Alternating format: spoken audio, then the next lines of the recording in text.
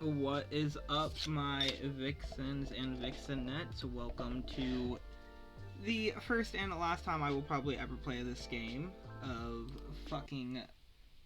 I don't remember the name of it right now because I am that fucking smart. But yeah. Today it's gonna be a full-on gameplay stream. Kind of vibe. That is some very loud fucking audio. But yeah, no, just sit back, relax, and enjoy the stream, y'all.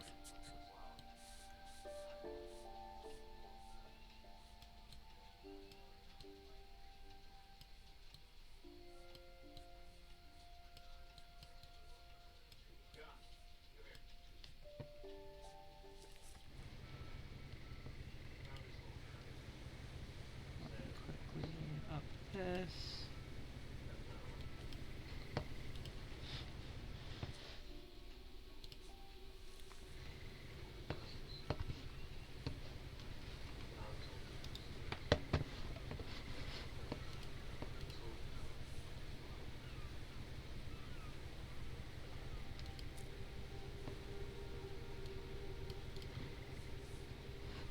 A lot of this isn't going to make sense to you, and I'm sorry about that. I'm just going to start at the beginning, with the house. With a house! Holy fuck. Whoa. You can zoom in. Anyways, chat. I lived here until I was 11, but I wasn't allowed inside half the rooms.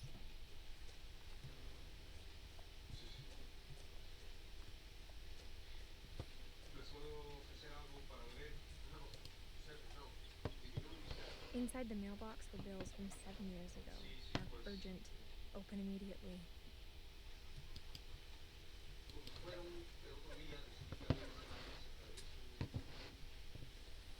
I hadn't been back since my brother Lewis's funeral.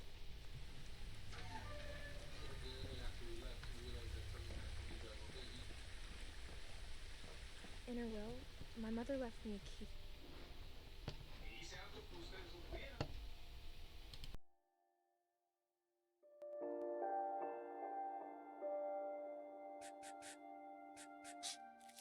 But didn't tell me what it unlocked. Maybe she thought I'd know. Or she thought that the mystery would be enough to bring me back.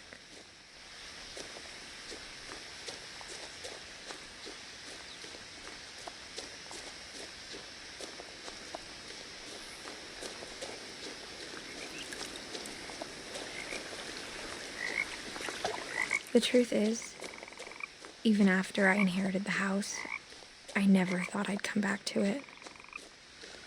But now I had questions about my family that only the house knew the answers to. The woods around the house have always been uncomfortably silent, as if they're about to say something but never do.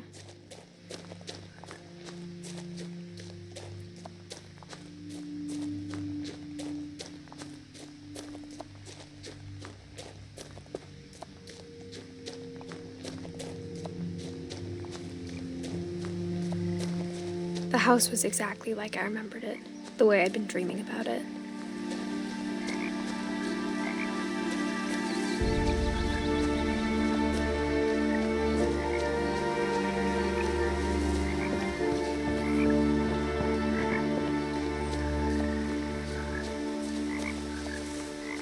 As a child, the house made me uncomfortable in a way I couldn't put into words.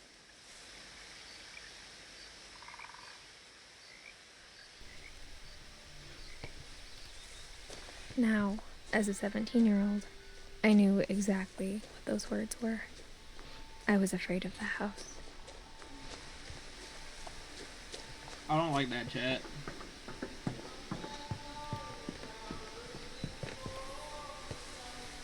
I hoped the key might unlock the front door.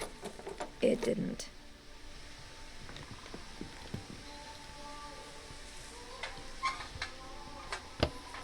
Looking in, I felt like the house itself had been waiting for me.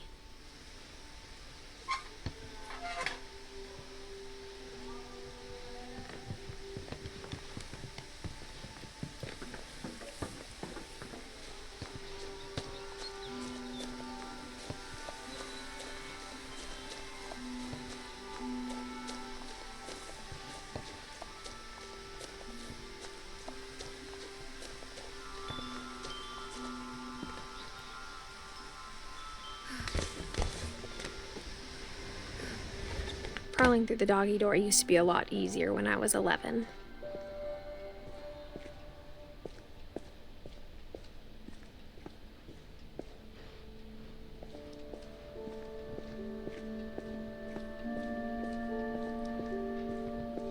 For the first time in years, I felt like I was home. Bitch, this is a messy ass house. Holy fuck. But instead of a family, there were just memories of one.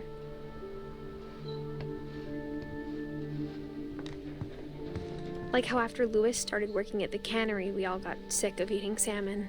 Except our cat, Molly. Nothing in the house looked abnormal. There was just too much of it, like a smile with too many teeth.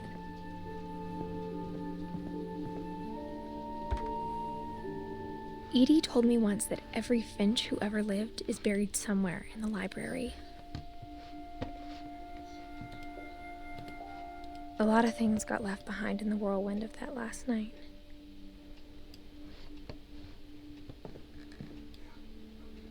My mom wasn't much of an optimist, but she never stopped believing that my brother Milton was alive.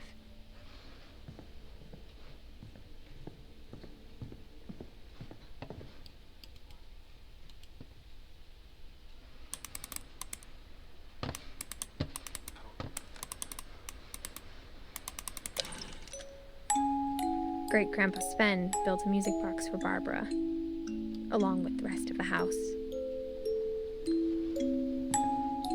Mom always told me to stay out of the basement, so I wasn't too surprised when the key didn't fit. It's glass, break it.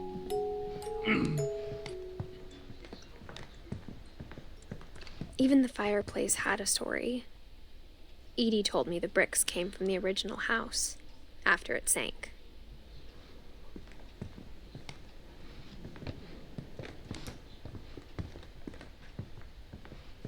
The table was still a wreck from the night we left. It was like a bomb had gone off, killing everyone but sparing the furniture.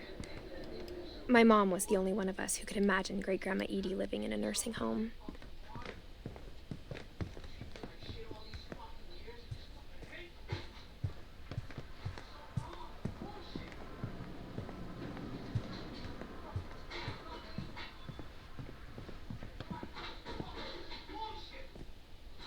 After Milton disappeared, Mom sealed up all the bedrooms. Then Edie retaliated and drilled peepholes.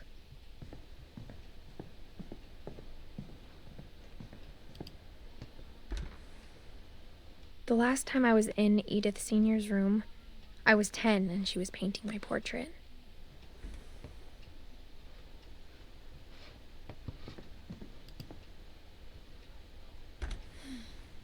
My Grandpa Sam spent 7 years sharing a room with his dead brother, Calvin.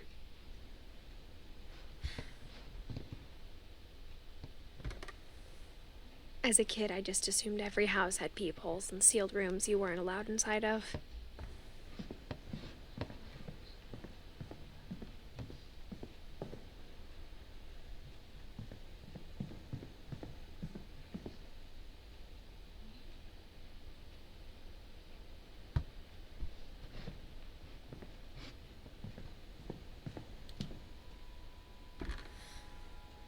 Molly always seemed like a girl I could imagine being friends with, if she hadn't died in 1947. She lived for 10 years. Holy shit.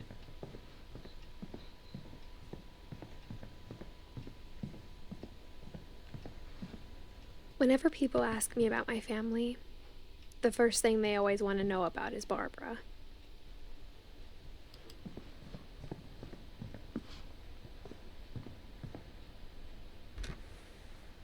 Barbara was a child star for 2 years, until America grew out of it. Edie's father, Odin, built the original house.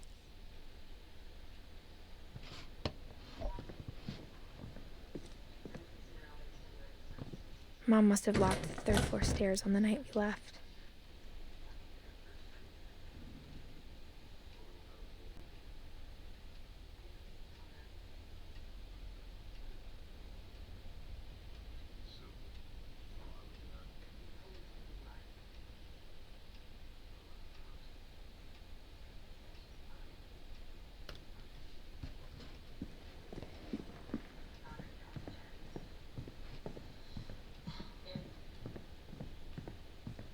I spent a lot of time playing in Great Uncle Walter's room.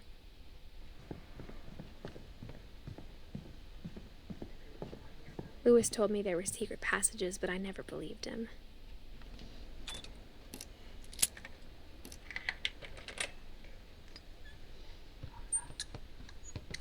Turns out, my mom was really good at keeping secrets. Now it was time to find out what my mom had been afraid of. What the fuck is this house, dude? Holy shit. Okay.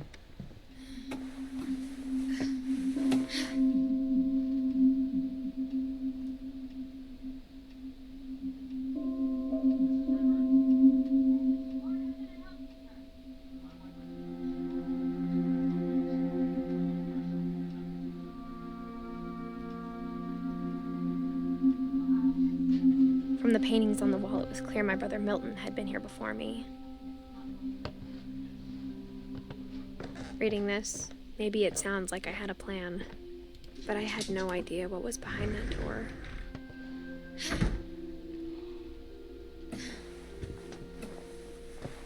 Just like I had no idea where all this was gonna lead.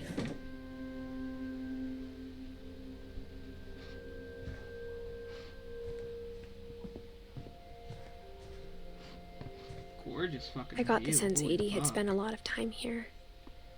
Before my mom sealed the doors. Dude, oh wait, that's still Molly. Never mind, don't listen to me.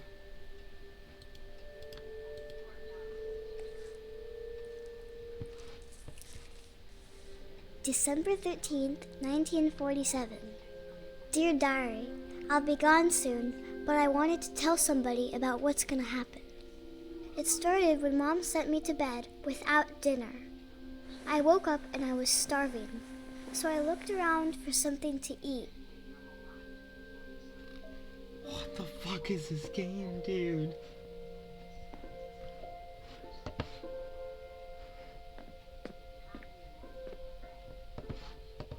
Aw, pumpkin.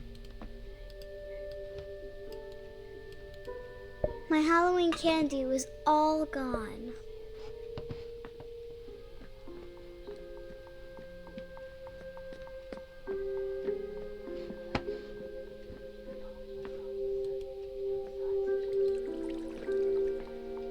I thought about eating Christopher, but I held back.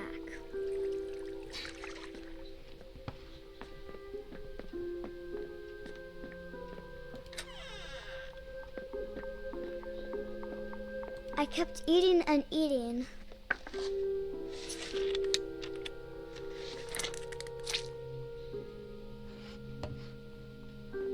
I ate a lot of things that night.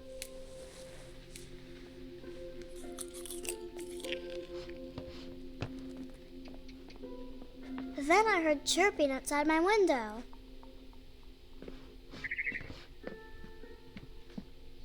The gerbil food was dry, but I didn't mind it.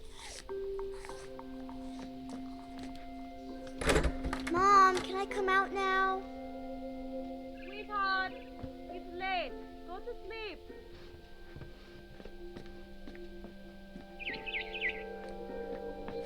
It was a barn swallow going back to her nest. I reached out for her.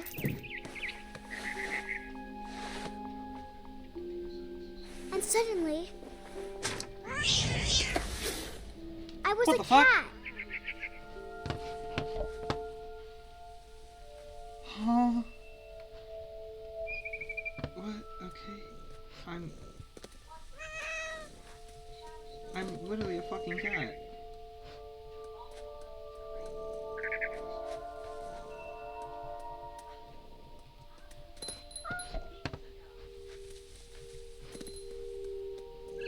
I tried to be quiet, but the bird was really scared.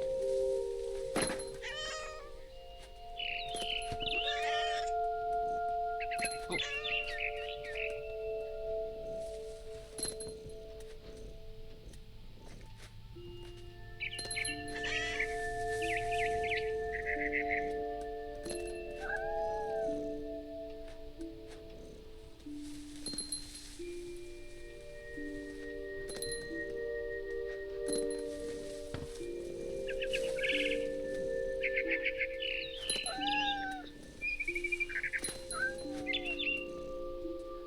jumped and I almost got her.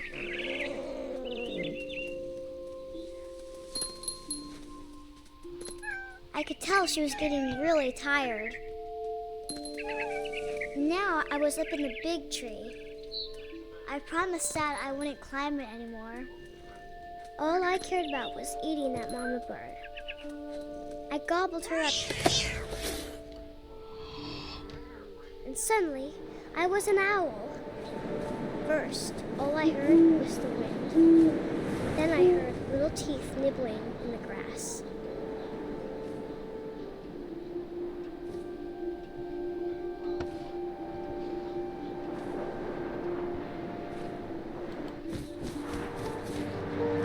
Rabbits.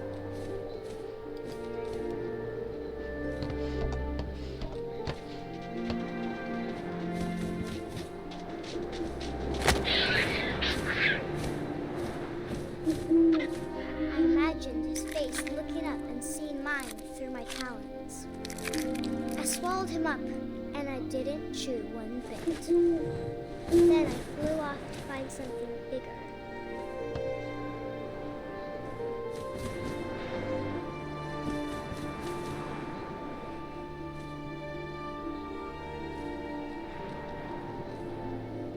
A mama rabbit. Where? Rabbit where?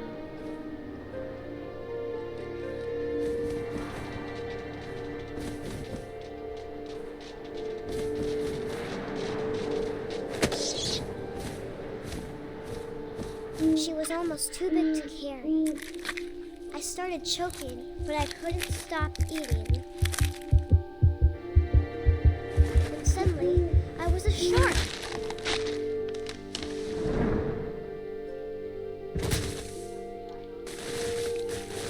What the fuck is this game?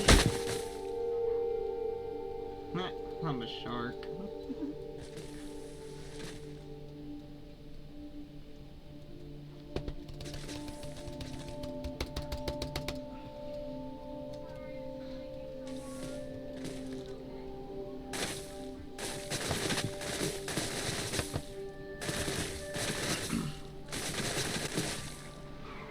I rolled off the cliff and into the ocean. Now, I was hungrier than ever.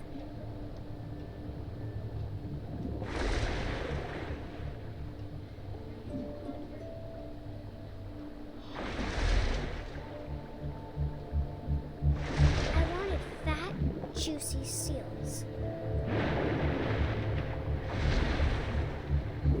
I am very bad at being a shark, holy shit.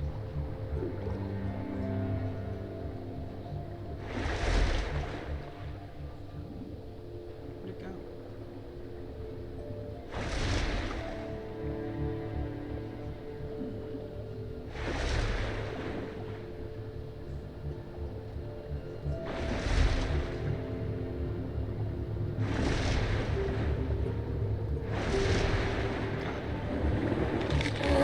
I tore off her flipper and it tasted really good.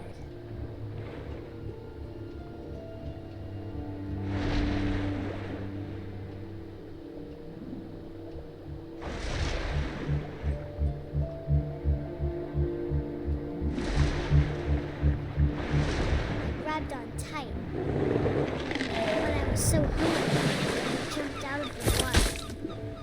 When I opened my eyes, everything had changed.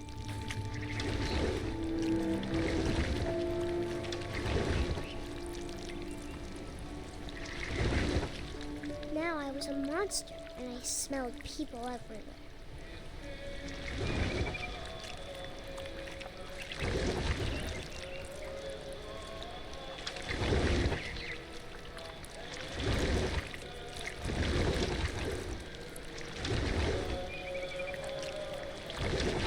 I was big, but I moved real quiet.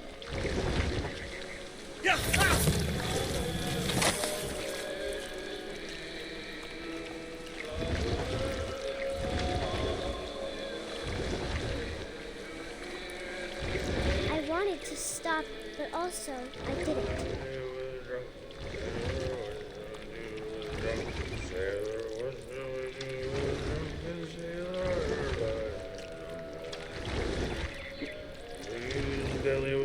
After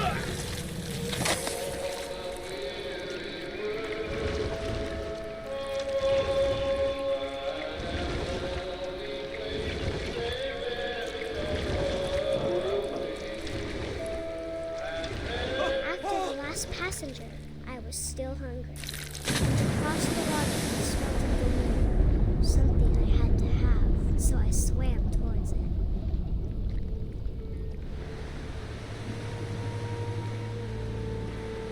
I slithered onto the sand, and the good smell went into an old pipe.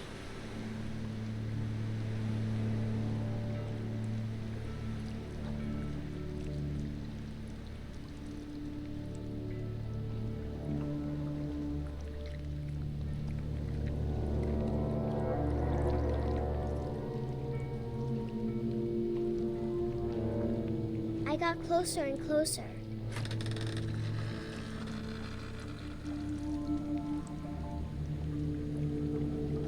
Isn't this the fucking house we're in? Wait, what? I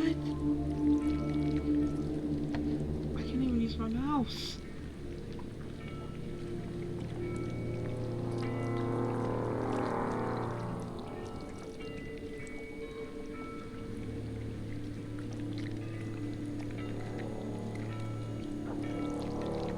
All of my stomach started growling.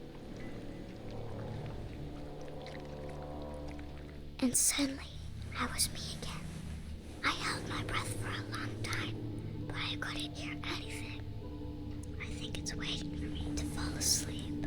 But it's not going to wait much longer. It needs to be, and we both know I will be delicious.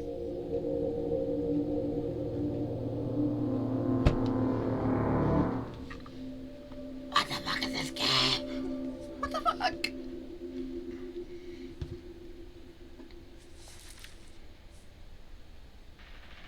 I'm not sure if I believed all of that, but I'm sure Edie would have.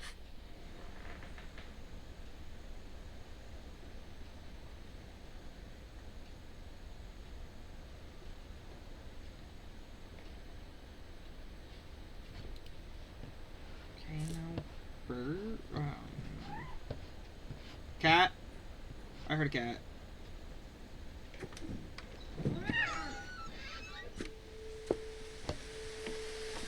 This will be obvious later, but my mom never told me any of these stories. Edie would have, but Mom didn't like bringing up the past. Though, when we adopted a stray kitten, she was the one who named it Molly. I spent a lot of time in Great-Grandma Edie's room. Her room was like a museum. For 500 years, the Finches have been famous throughout Norway for their fortune and misfortune. Odin Finch buries the latest victims of the family curse, his wife Ingeborg and their newborn son, Johan. On January 7th, 1937, he set sail with his family and his house, hoping to leave the curse behind. But 40-foot waves off the coast of Washington send the house and Odin to the bottom of the sea. Odin's daughter Edie, with husband Sven and baby Molly, step ashore on their new home, Orcas Island. Odin Finch is the first to be buried in the new family cemetery. His daughter Edie is already dreaming of a new Finch house.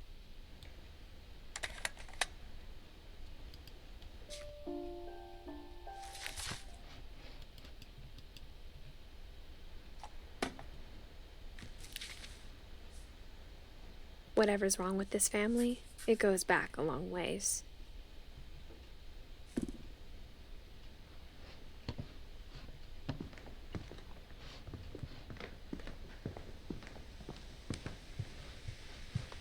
When Edie told people Sven was killed by a dragon, she could also have said he was building a dragon-shaped slide that collapsed. She could have, but she didn't. Even in her 90s, sometimes Edie seemed a lot younger than my mother. The only trace Grandpa Sam's first wife Kay left on the house was the pink bathroom.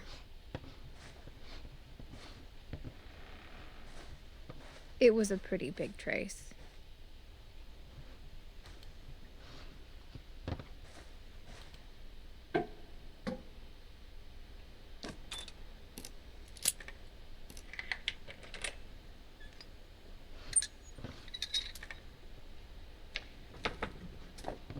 There's a secret in this bathroom. It's in the last place you would look. It isn't in the cupboard. It's hidden in this book.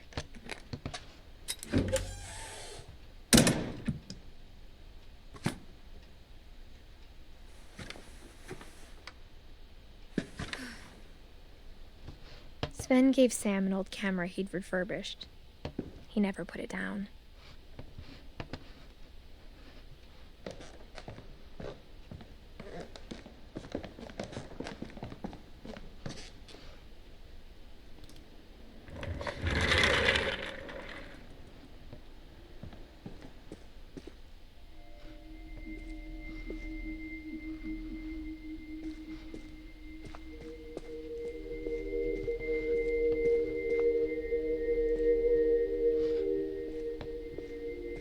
I knew Grandpa Sam had a twin, and that he never talked about him. I guess my grandpa didn't like history any more than my mom did.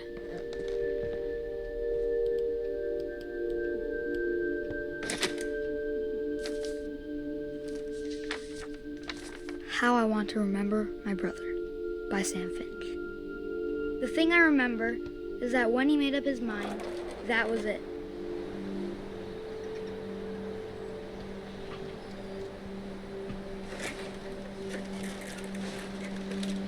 My brother said he'd die before he ate another mushroom, and he did.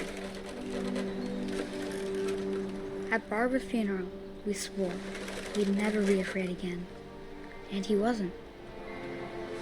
I think Calvin always wanted to fly. Sam! Calvin! Dinner's ready! Coming! But that day, he finally made up his mind to do it. He's gonna jump. I told him going around was impossible. Maybe if I hadn't said that,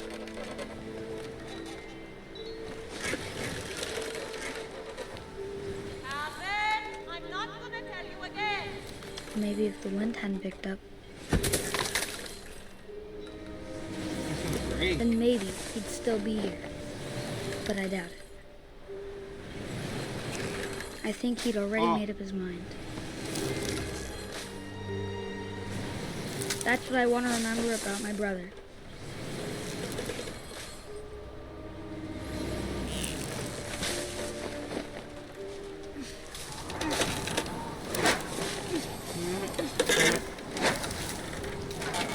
The day he made up his mind to fly.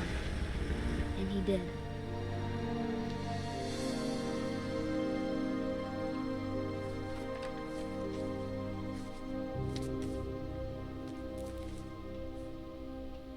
Calvin's story felt strangely familiar. When I was younger, I remember trying to do the exact same thing. Holy fuck. Okay. After the funeral, Edie roped off Calvin's half of the room.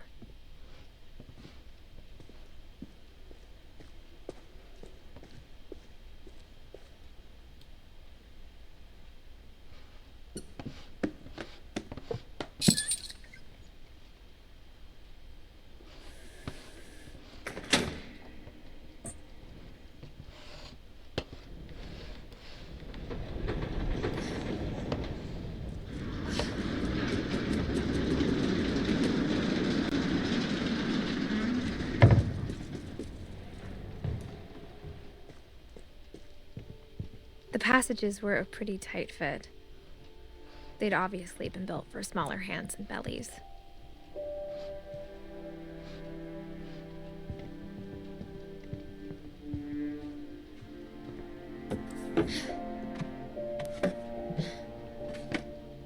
Growing up, I always thought of Barbara as a child star.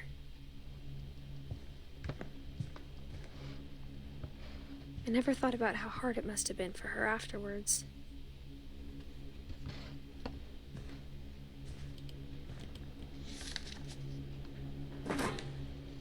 Of all the stories people wrote about Barbara's death, I'm surprised Edie saved this one.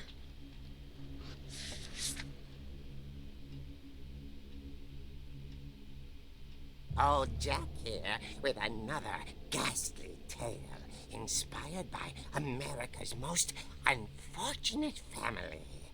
I'm calling it The Surprise Ending of Barbara Finch. As a child star, Barbara was famous for her scream. Now at 16, she was all washed up. A has-been. But in a lucky break, she'd been asked to perform her signature scream at a local convention for monster movie fans. It was just the boost her career needed. Unfortunately, her scream hadn't aged well. Getting better. I think you just need the right motivation. Her biggest fan and current boyfriend, Rick, was about to demonstrate when... Now that was a great scream. It was Barbara's father, Sven. He'd slipped into a table saw and had to be rushed to the emergency room. So Barbara got stuck babysitting her youngest brother, Walter. Her convention comeback was cancelled. Okay, I'm hearing frustration, but I'm not hearing terror. What if I tried... A gang of hoodlums in Halloween masks have been terrorizing Orcas Island tonight. Police are urging residents to... That came from the basement. You're right! Also, I loved your delivery on that. Why is your basement door locked? Because my dad likes making puzzles and secret passages. There's a key hidden in the music box. The secret is to keep winding and winding until finally the key pops out. Thanks, babe. I'll be back in a sec. 20 minutes later, Rick hadn't returned. So Barbara went to look for him, right on cue. She reached for the music box. And as she wound the key, she listened for Rick, but the house was silent.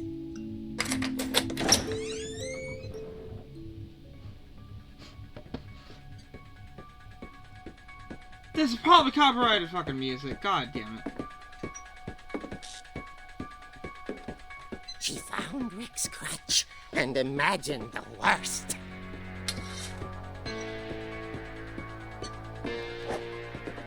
Heh.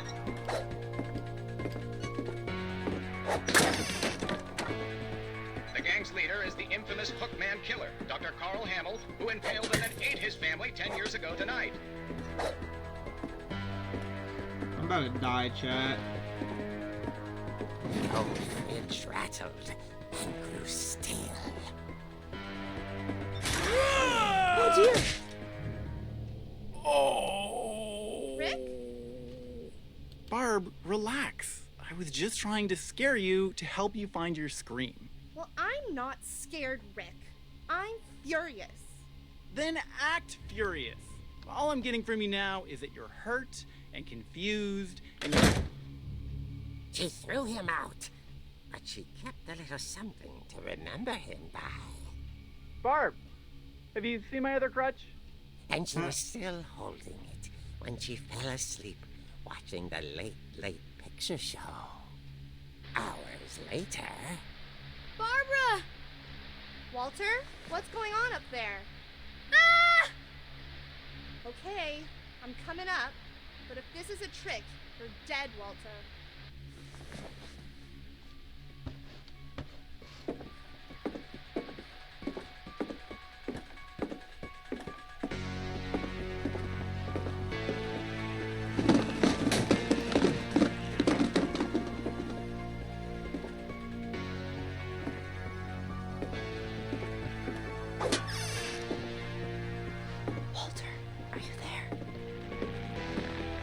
Walter had vanished, but his bedside radio was still on. Orcas Island police describe the man as 6 feet tall, with a steel hook for a hand. Residents are urged to lock all doors and windows and notify the police of any suspicious activity. Barbara turned, saw the hook man, and was speechless. He was quite smashing.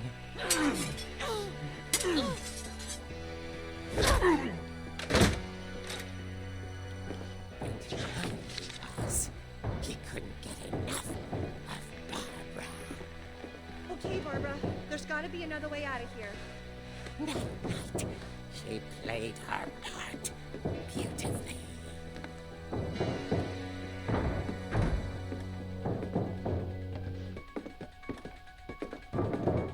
Molly's door hadn't been opened in years. The hinges groaned.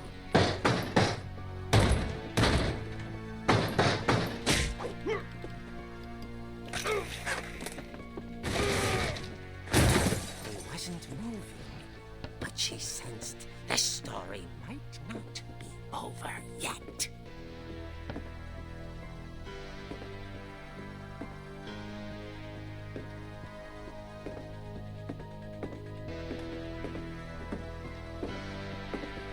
The hookman had vanished. She listened for his breathing, but all she heard was...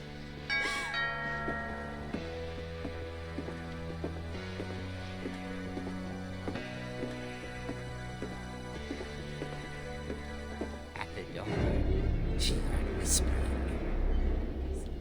It was coming from inside the house.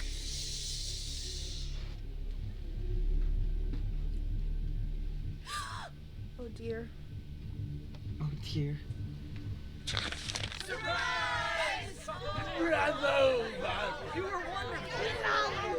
The monsters had come to surprise her. For Barbara, it was a dream come true. Then she saw what kind of monsters they were, and she realized what was about to happen. She was going to be famous. And with her final breath, Barbara Finch gave the performance of her life.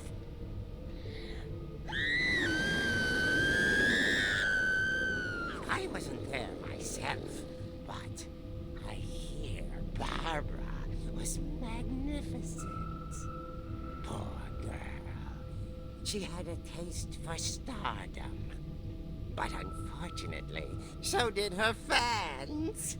Of course, the police blamed it all on poor Rick, who disappeared the same night. And little Walter, hiding under his bed the whole time. He took it all pretty hard, but that's another story. As for Barbara, tucked inside the music box is all they ever found of her. Her ear. Now that's what I call a real eerie tale.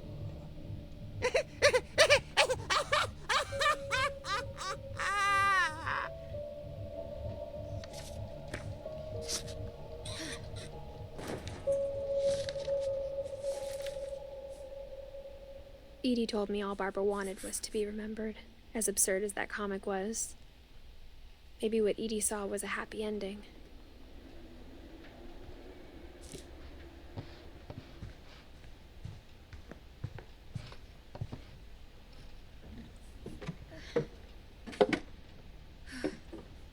I guess now I know why Mom didn't like me playing with the music box.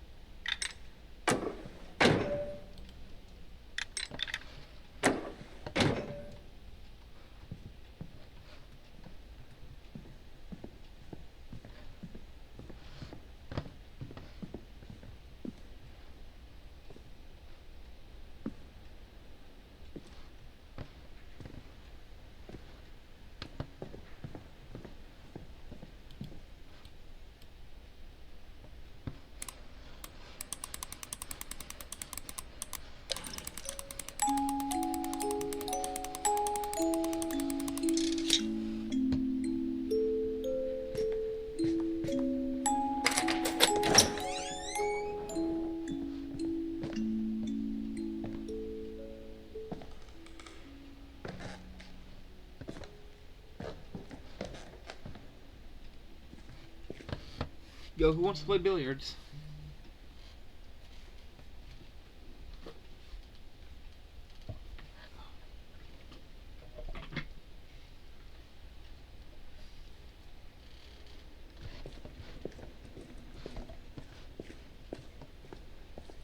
Mom said the basement was off limits, unless I wanted another tetanus shot.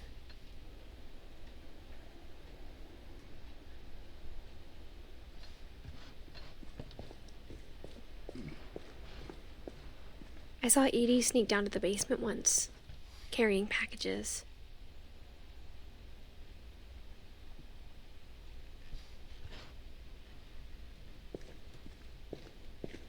I thought maybe she was hiding presents. It turned out she was hiding a lot more than that.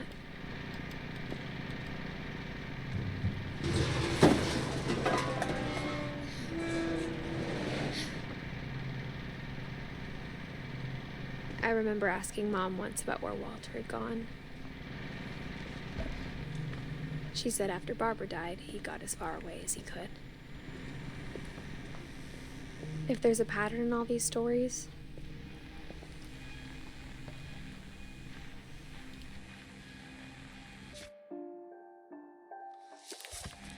I think it's that none of us has gotten very far.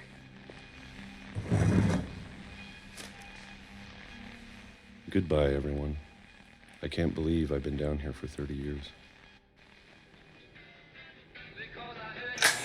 On that first day, after the shaking started, I didn't think I'd survive a week.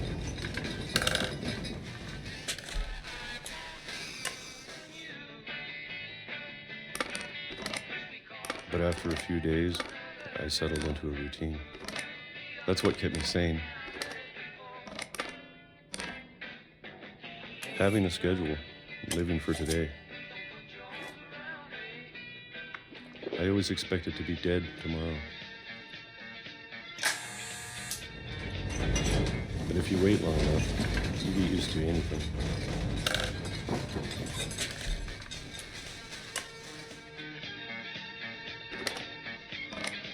Even a monster on the other side of a door starts to feel normal. Almost friendly.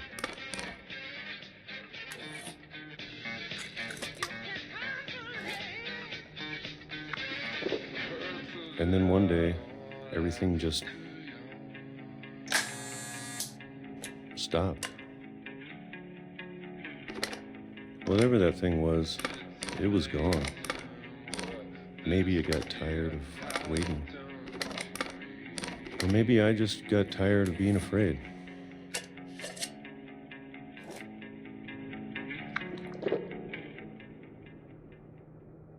It's been a week now, the longest in 30 years. I'm done waiting. I have to leave while I still can.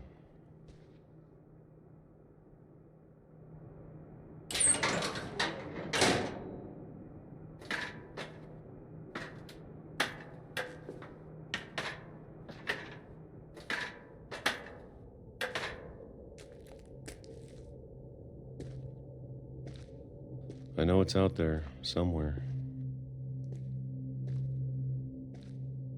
Whatever killed Barbara and Molly and Calvin.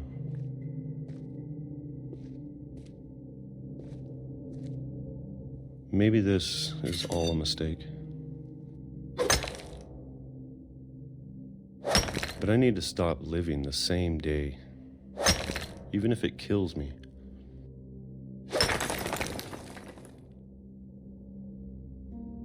Whatever's out there, I want you to know I'm ready for it.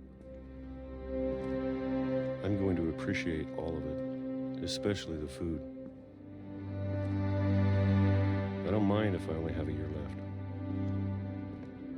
or a month, or a single week. I'd be happy with 1 mere day. I can already imagine the sun on my face.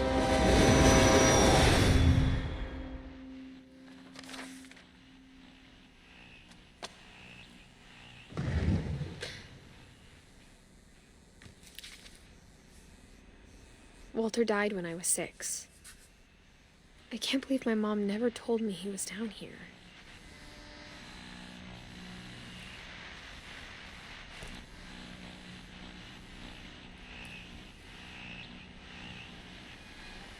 I'm sure my mom was trying to protect me.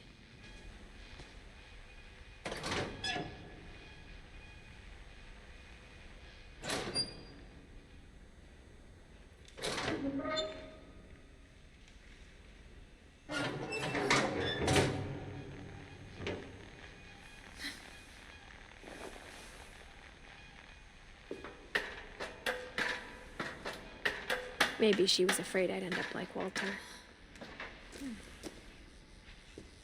But if she never told me about an uncle under the house, I can only imagine what else she was hiding. I don't want to make the same mistakes she made,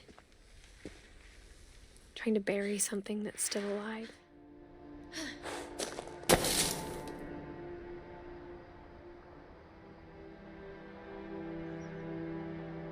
Now that there's only one of us left, or maybe 2, I thought it was time I heard the stories for myself and found out what happened to everyone else. But now I'm worried the stories themselves might be the problem. Maybe we believed so much in a family curse, we made it real.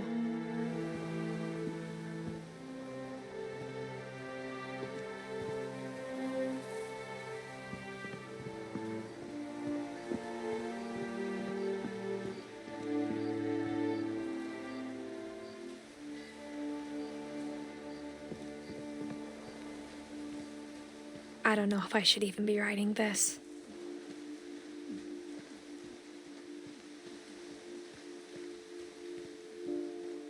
Maybe it'd be better if all this just died with me.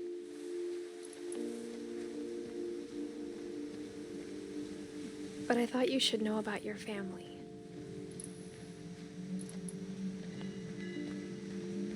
And the history you're a part of.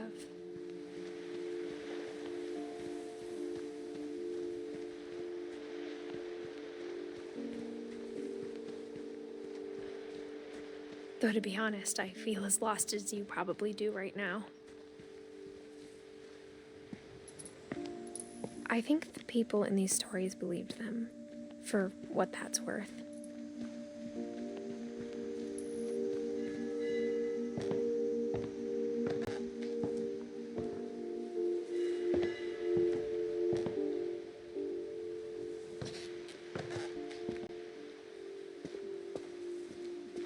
And when you look at the house, that history of imagination and stubbornness and madness, any of it seems possible.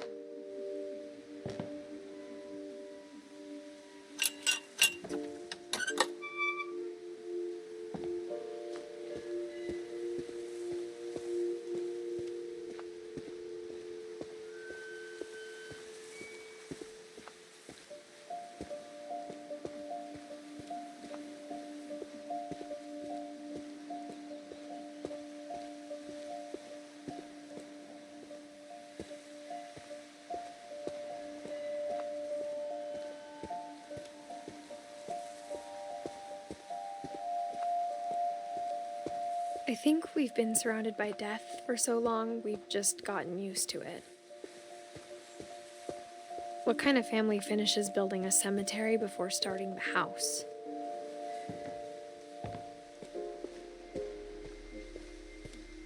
It's embarrassing for me to admit this, but the pet cemetery made me more uncomfortable than the human one. 3 of the gerbils were mine, and 2 had been my fault. Sven built the house, but it was Edie who designed the cemetery.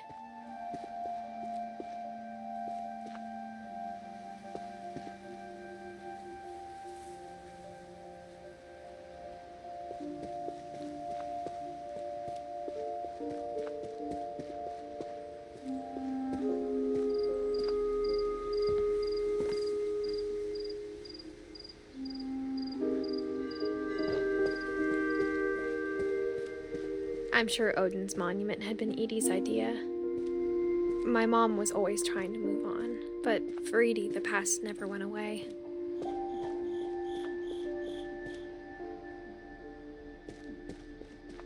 She could see it poking out of the water at low tide.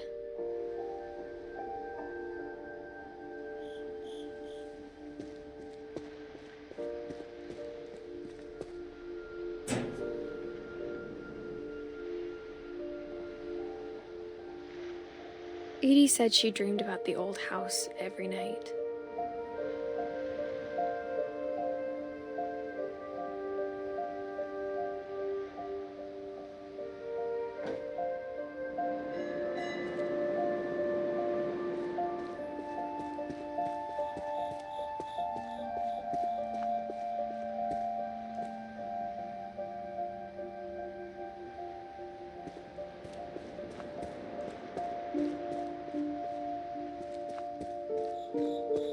Edie's side was always easier for me to understand. But the older I get, the more I can see where my mom was coming from.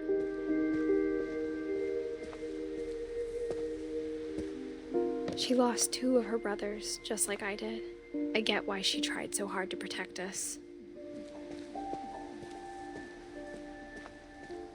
There's so many things I wish I could ask my mom now. Part of me thinks this is what she wanted all along.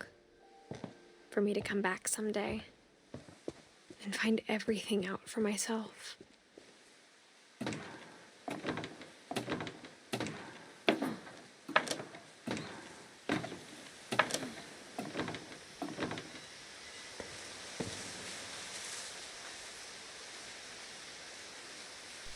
Hello, hello, welcome on in. How's your night been going so far? Or morning, or day, or whatever fucking time zone you're in.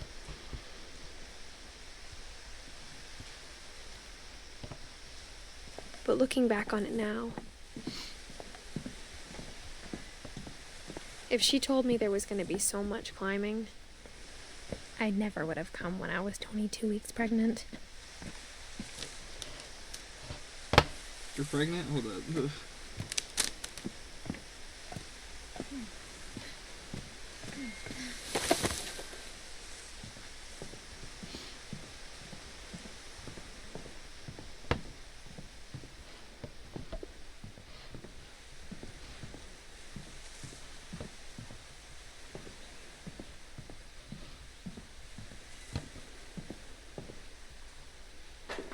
I never met Grandpa Sam, but I think he and my mom had a lot in common.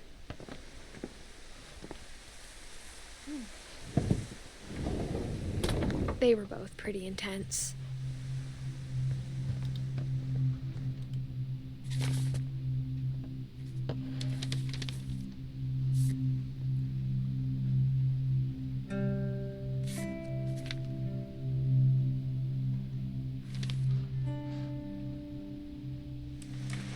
Dawn, I promise, you'll never forget this weekend.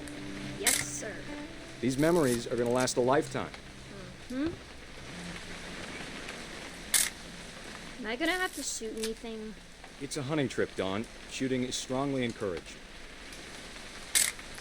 Perfect. It's gonna rain the whole weekend, isn't it? Please just take the damn picture. Hey, language. Did you want to get a picture of me or what?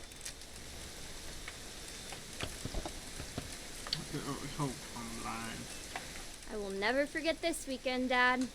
That's the spirit. Okay, got it. I'm gonna take some pictures, okay? Just be careful. That camera's older than you are.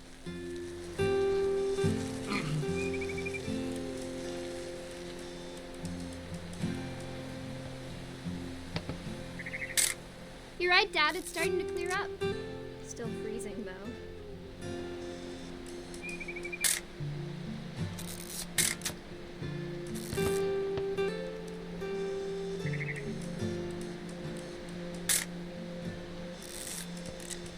Oh, bird. Aw.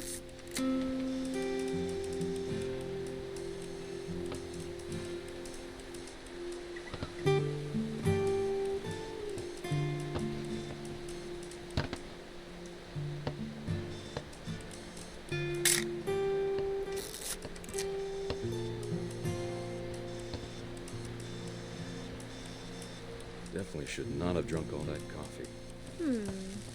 Hold still while I take a picture of you. I definitely... Hey!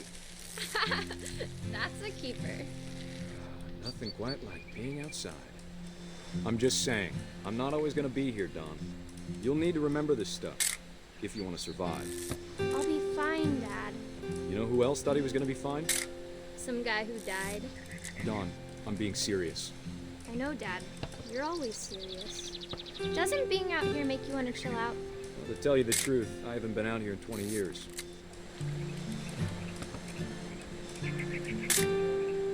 Don, don't you think you could find something more interesting to photograph?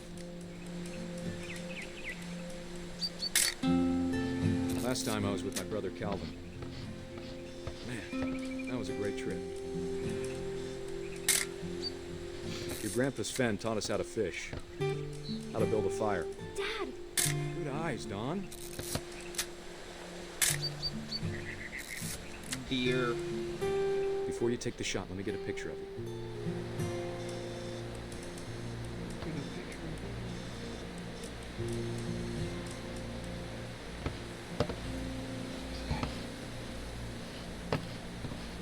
God, the game is fucking guessing what the fuck I messed up. I'm about to fucking I'm start over flashing. here, Dad. Dad. Make it behind you. Do I have to do this? Don, you don't have to do anything, but if you want to survive... Great shot, Don! But if you want it dead, but... right.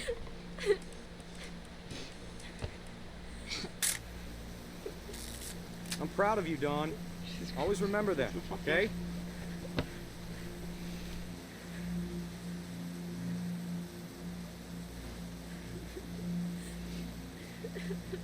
Sorry, Don. Just gotta reset the timer.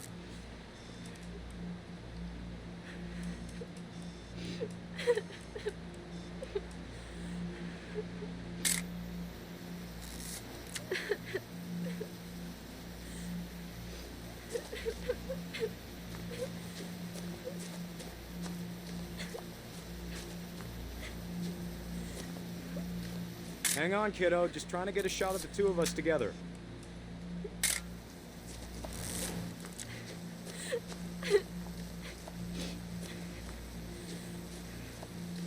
Dad, it's twitching. I think That's it's totally normal, Don. Just focus on the camera. Try not to think about... Dad!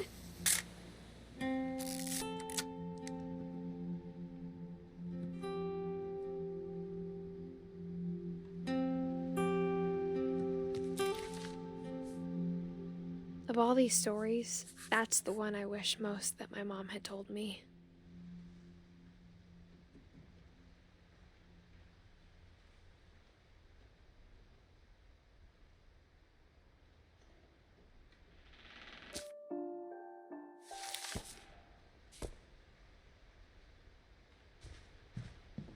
Instead of hiding from death, Sam seemed to go out of his way to meet it.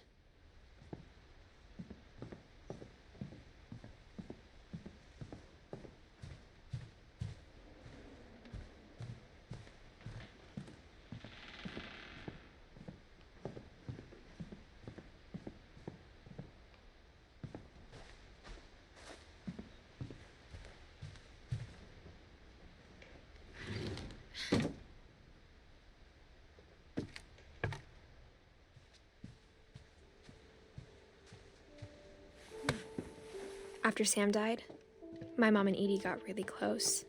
They'd both lost a lot.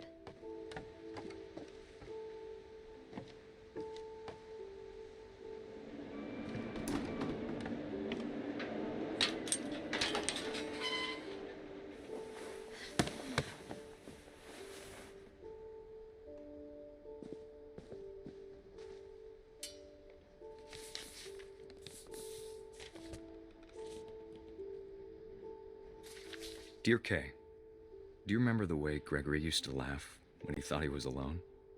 Like something funny was happening, but only he could see it. I think he saw things the rest of us don't.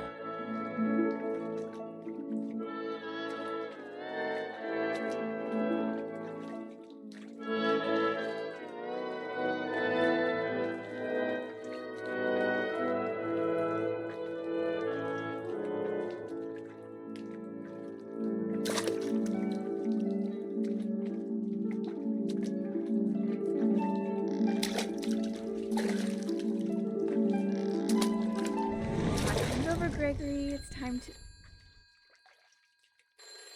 Hold on, sweetie. Hello? Sam, I told you I don't want to talk right now.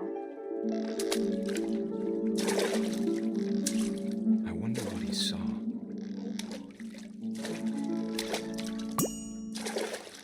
What his world was like.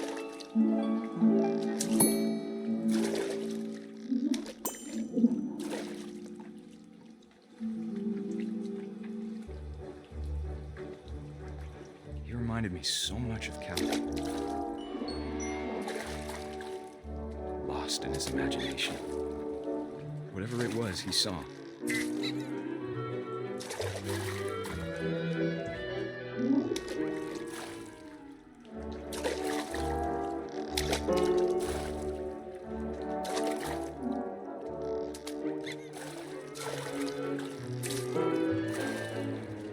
It sure made him happy.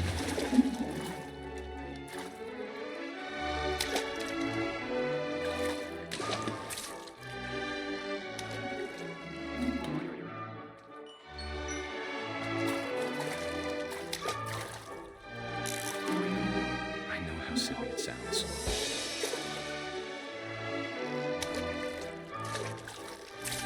But I worried about a baby being too happy.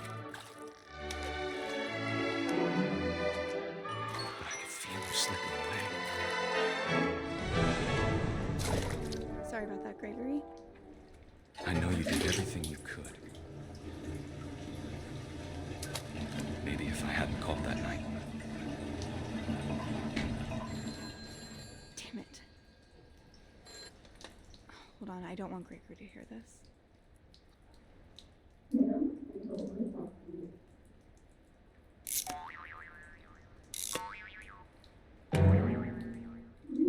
I wish he could have told us about the world he saw.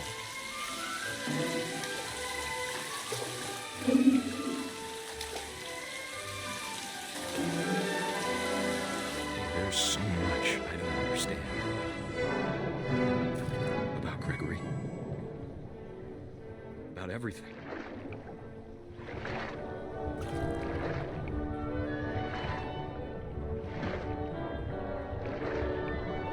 But I know what happened wasn't your fault.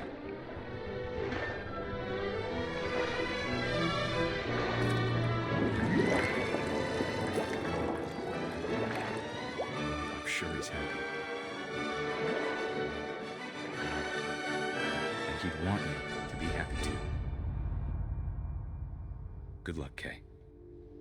Love, Sam.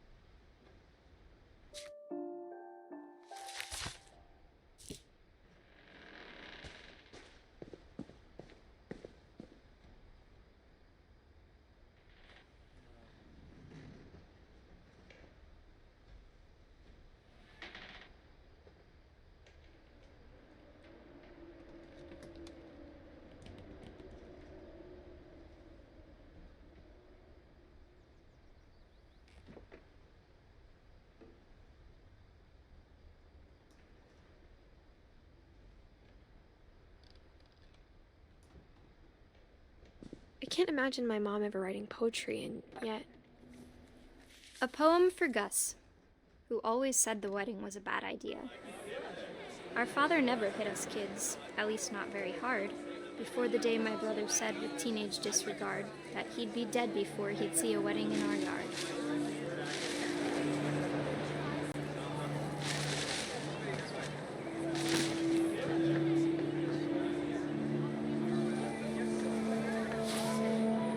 father made him come, of course, but Gus stood far apart, just flew his kite and bottled up the storm inside his heart.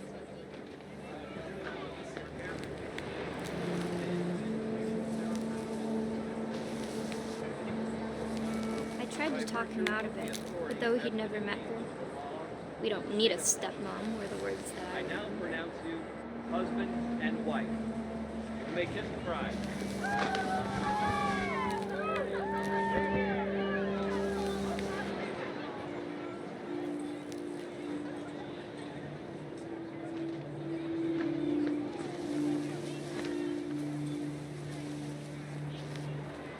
When the time for photos came, Dad ordered him to come here. But Gus declined, and as a sign held up his middle finger.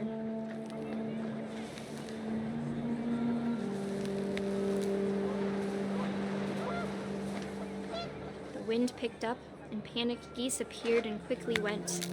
But all the humans did that day was go inside the tent.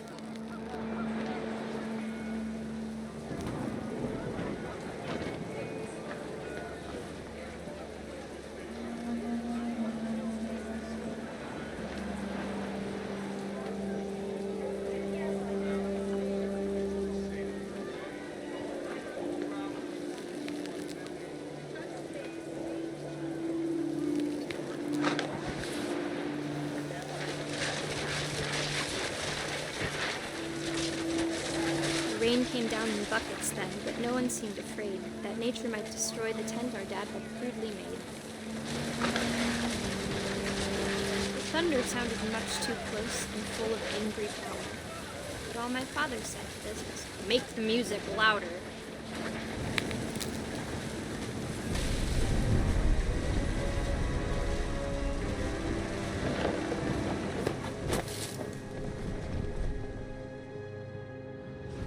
I wish that I could truly say I thought about you on that day.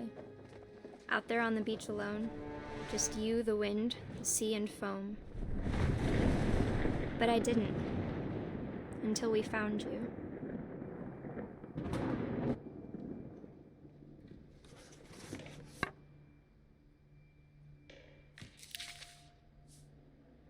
She never talked about him, but Mom told me once if I was a boy, they were going to name me Gus.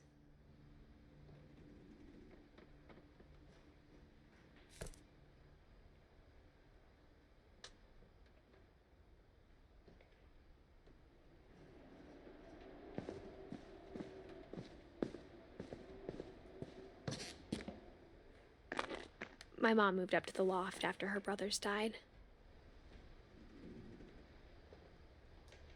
At the time, it was as far away as she could get.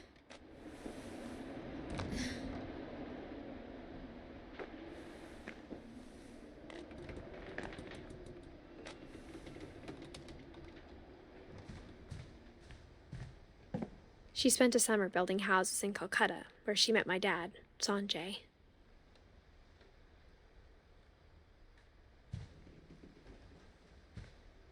Religion was another thing my mom never talked about, but I think it helped her a lot after her dad died.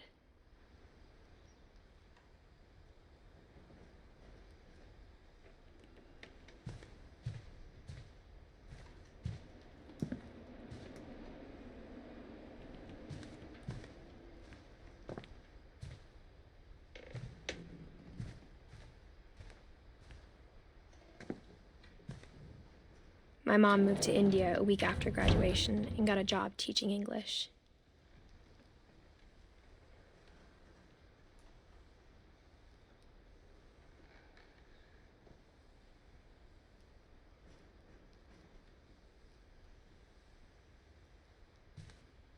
Louis was born a year later. When my dad died, I don't think Mom knew where else to go. I'm sure Edie was happy to have her back. The house had to get a little bigger, but Edie was used to that. And for a while, things were good. Almost normal, but it didn't last.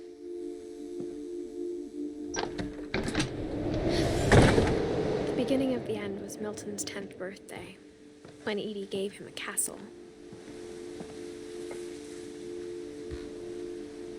After Milton disappeared, the only thing he left behind was a room full of paintings.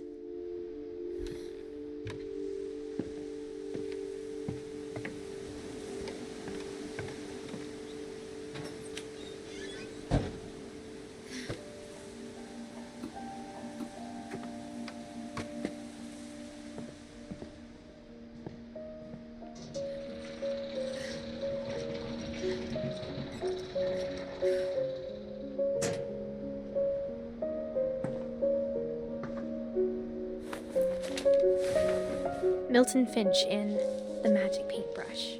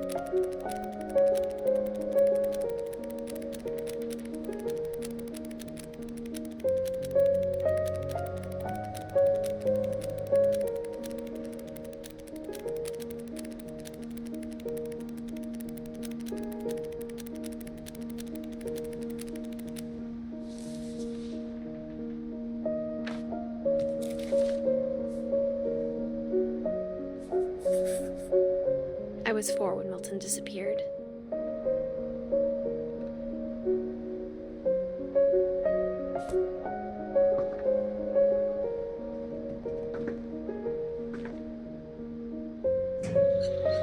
Mom spent months searching for my brother.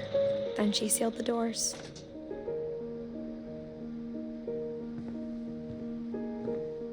Whatever Milton had found in the house, Mom didn't want it getting out.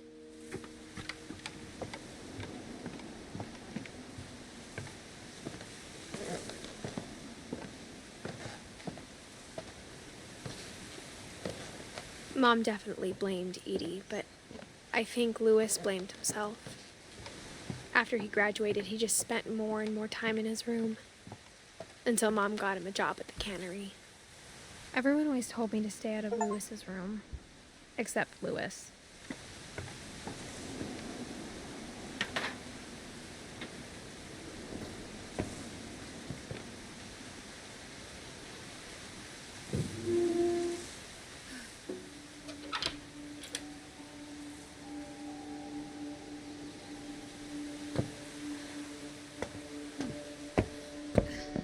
Louis's room smelled very, very familiar. That part of him lived on.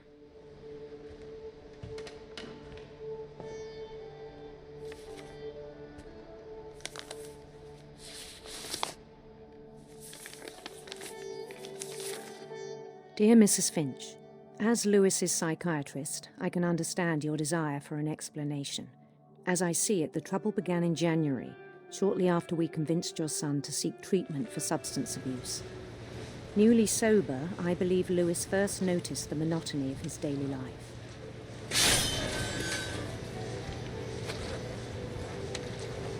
He kept working at the cannery, but he withdrew part of himself. In our sessions, I saw the same behavior. His mind began to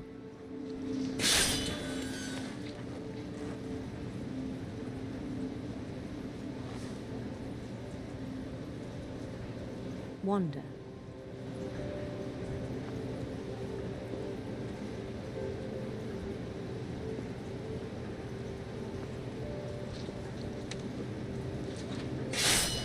I asked him to describe it.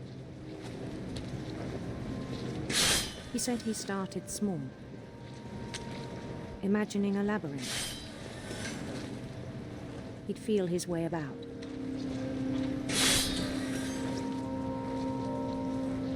Then something moved. Bats. And toads.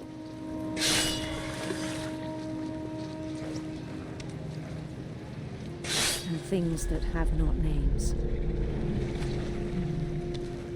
He knew it was all in his head.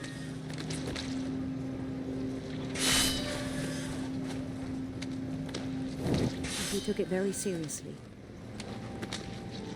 I had hoped he'd find himself.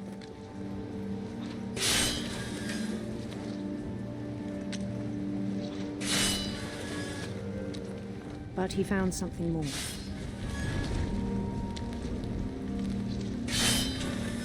I worried about him then, daydreaming at the cannery.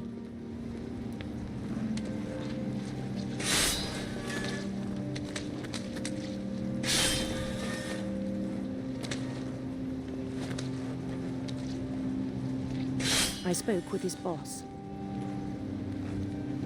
but he said Lewis had become a model employee.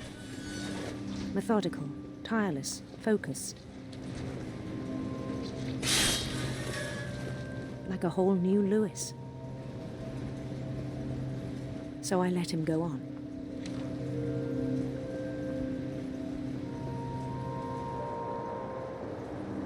I even encouraged him. It seemed very promising at first. He told me he'd made a new friend.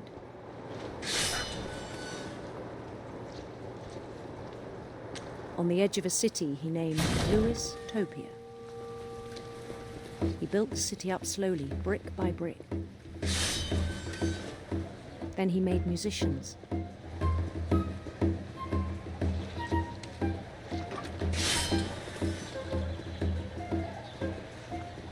And songs for them to play. He talked about starting a band. And he was always humming something. Every day his imagination grew stronger.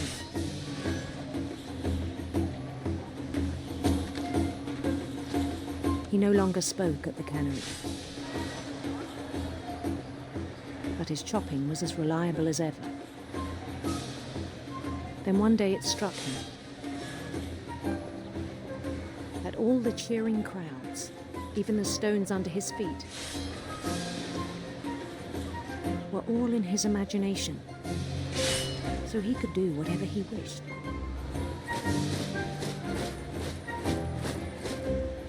He held an election for mayor. And he won. They begged him to stay, but his mind was already wandering. It became a game for him.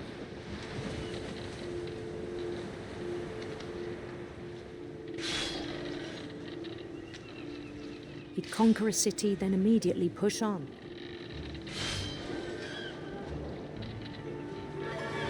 New Louisville.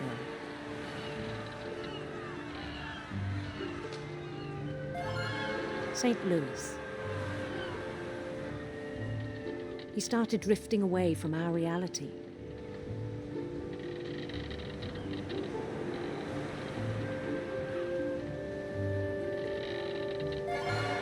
Minneapolis, until one day he forgot to go home from the cannery. Even as his mother pleaded with him, part of Louis kept sailing on.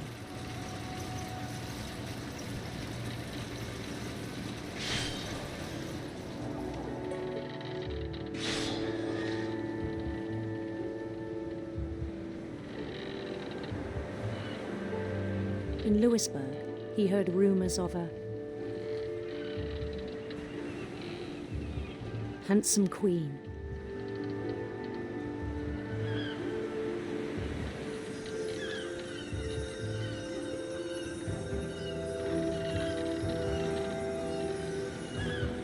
The queen was on her own quest for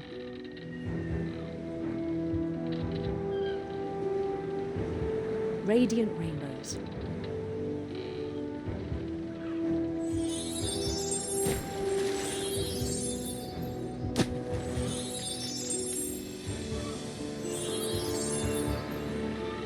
He followed the sound of her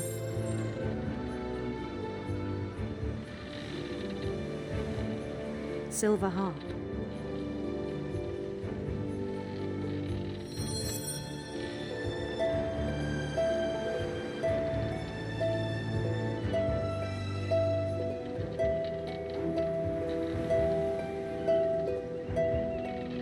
His chase led him to a golden palace east of the sun and west of the moon. Even then, his logic remained sound.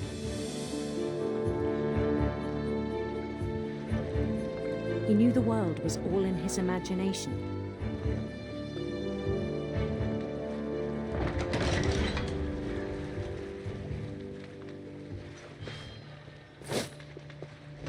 But he was so proud of having created it.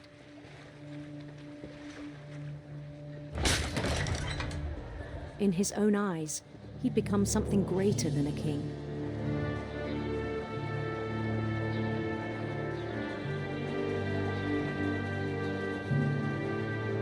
For someone who'd never known success in the real world, I think it was overwhelming. And then it struck him that the real Lewis was not the one chopping salmon, but the one climbing the steps of a golden palace.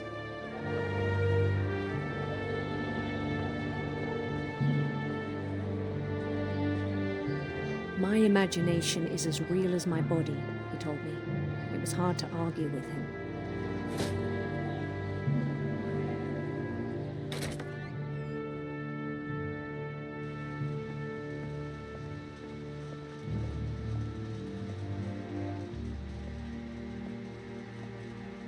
He began to forget the world we know.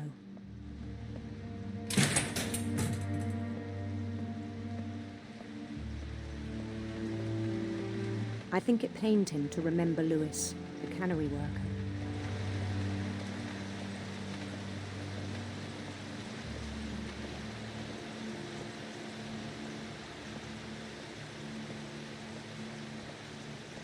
He began to despise the man with a royal contempt.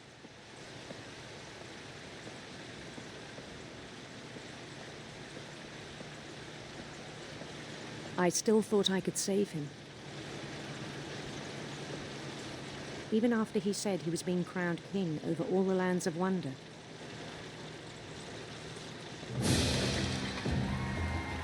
The palace would be packed with his companions.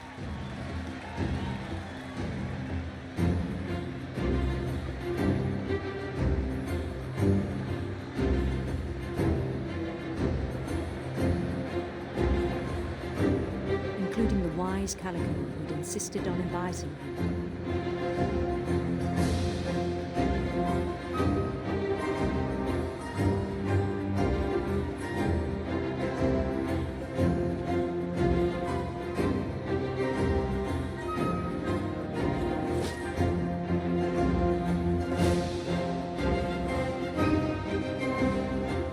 His queen waited, holding his crown.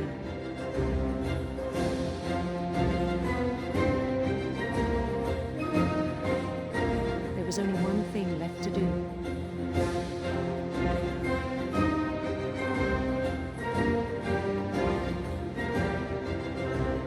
Bend down his head.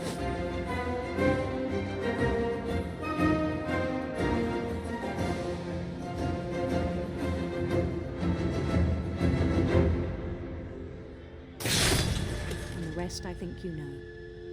Mrs. Finch, your son was a kind man who will be missed by all of us who knew him.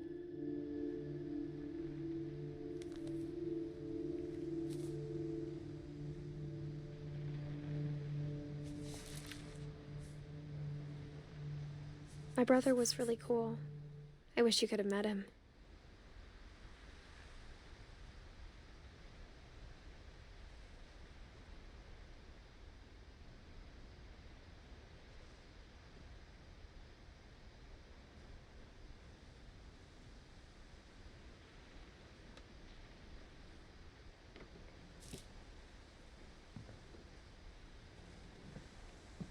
Lewis and I spent a lot of time playing games together, but he was surprisingly bad at them.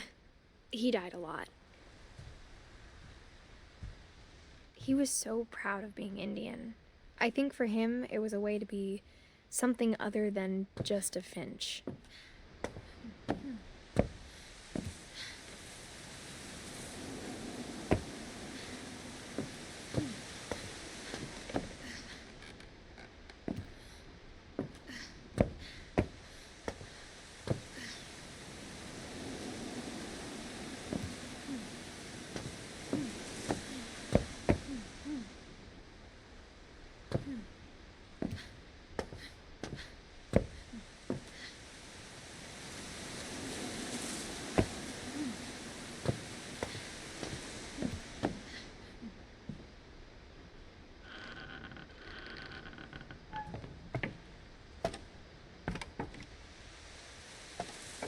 On the way back from Lewis's funeral, my mom told me to start packing.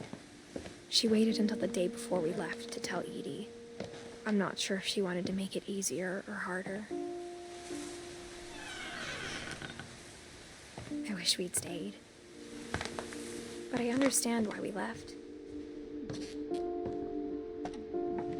What happened that night had been coming for a long time. My mom ended up leaving everything behind.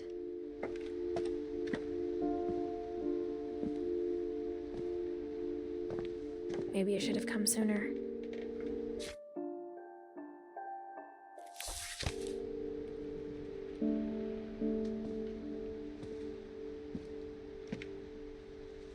But it had to end one way or another. All that's left now is to tell you about that last night.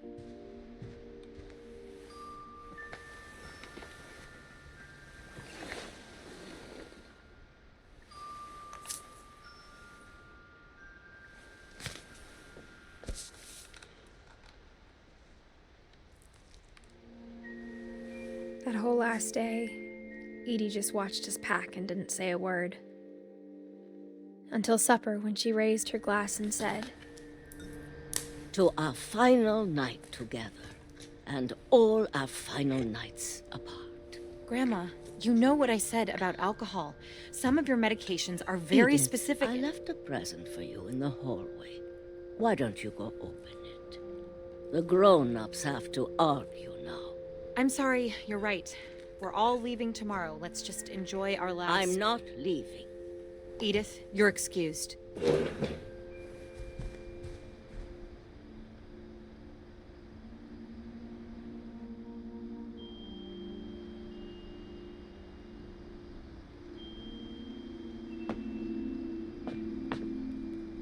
The power had been shut off that morning, but Edie always had plenty of candles.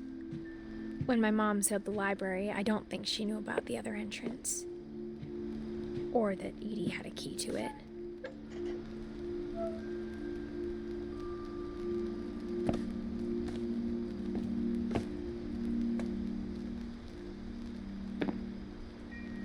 That thing you're afraid of isn't going to end when you leave the house. Edith has a right to know these stories. My children are dead because of your stories. I think it's best if Edith and I leave tonight. We'll have the nursing home send a van for you in the morning. Okay? Dear Edith, there's so many stories I wish I could tell you, but there's only time for one. This is about what happened on the night you were born. That night, the tide went way, way out. It was the first and last time I ever saw the old house aground. There'd been an earthquake out in the middle of the ocean. They called it the lowest tide in 1,000 years. God, it smelled awful. You know, I've seen that house every day of my life.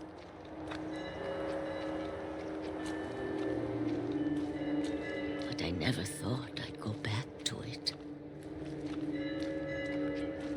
When the fog rolled in, I lost my way.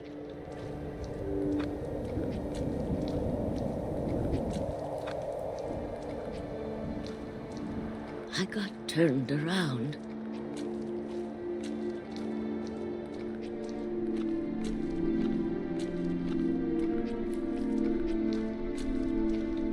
I started seeing things.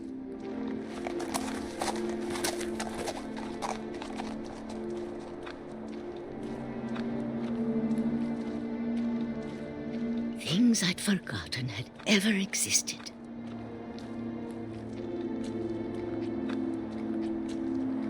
But when I saw them, they felt like old friends. That night, a lot of things came back to me. Or maybe I came back to them.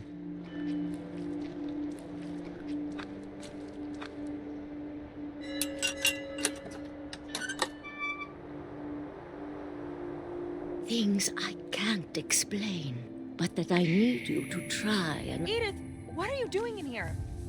It's mine. Edith! Mom, you're gonna rip it. Let go! I kicked and screamed, but Mom dragged me to the car. I never saw Great-Grandma Edie again. The next morning, the van came to pick her up, but she was already gone. After that, we moved around a lot.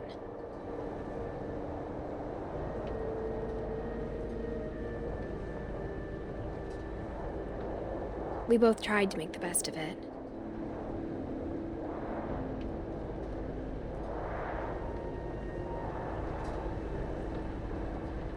A few years went by.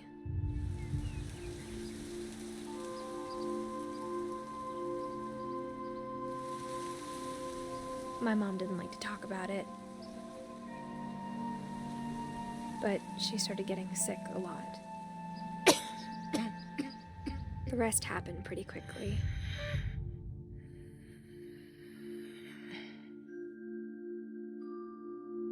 She got better for a while, and then she didn't. And then I was alone.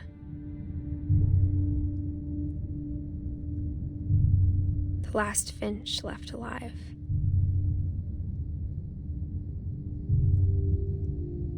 Until I found out about you. I'm still not sure what to tell you about all this. If we lived forever, maybe we'd have time to understand things. But as it is, I think the best we can do is try to open our eyes. And appreciate how strange and brief all of this is.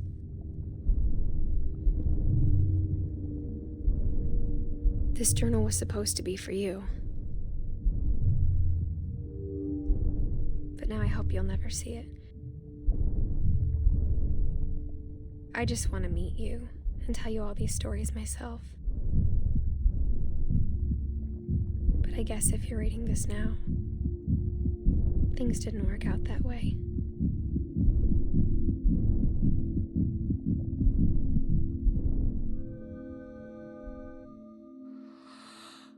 This is where your story begins. I'm sorry I won't be there to see it.